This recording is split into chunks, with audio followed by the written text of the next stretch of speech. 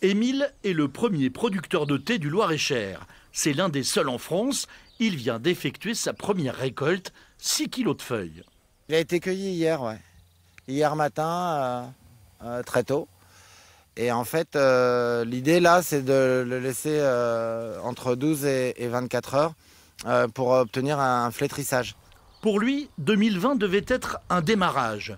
Mais le coronavirus a tout arrêté. En attendant, il a modifié son site marchand de thé pour intégrer 8 producteurs fermiers et proposer des paniers bio et locaux à domicile. Nous le retrouvons à Blois. C'est son tour de livraison. Il commence par récupérer quelques bocaux de légumes lacto-fermentés fabriqués par Nina.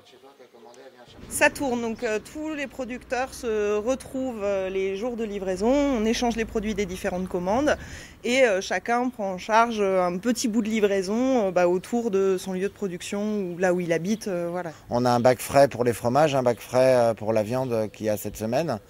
Et au moment de la livraison chez le client, on recompose sa commande.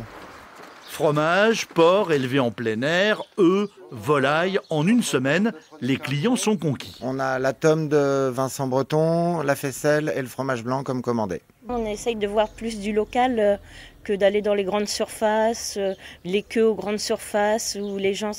Donc ça, oui, ça va. Et puis c'est du local, donc on sait d'où ça vient. C'est une autre consommation, une autre manière de faire et d'entraide aussi et de faire participer des gens qui sont proches de chez nous, qui font des choses aussi bien, voire mieux que peut-être plus loin et c'est aussi bien, quoi. Si chacun consomme à son échelle et locale, je pense que ça peut fonctionner d'une meilleure manière. Ouais. Émile profite de son passage pour déposer la commande d'un des producteurs dans une boutique qui défend les mêmes valeurs qu'eux. Donc voilà, vos terrines et rillettes. Génial.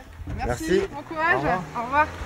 Le confinement a été aussi l'opportunité pour nous de lancer notre drive piéton qu'on avait un peu dans les tuyaux, qu'on avait envie de proposer avec la mise en place du site marchand. Finalement, du coup, ça s'est un peu précipité et ça a été tout de suite très, très plébiscité par les clients.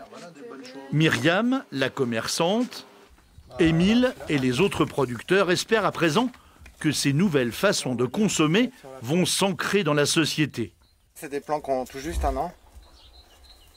On voit qu'ils ont bien progressé cette année, là, ils ont pris déjà 2 cm. Et croître comme c'est étayé dans le monde d'après.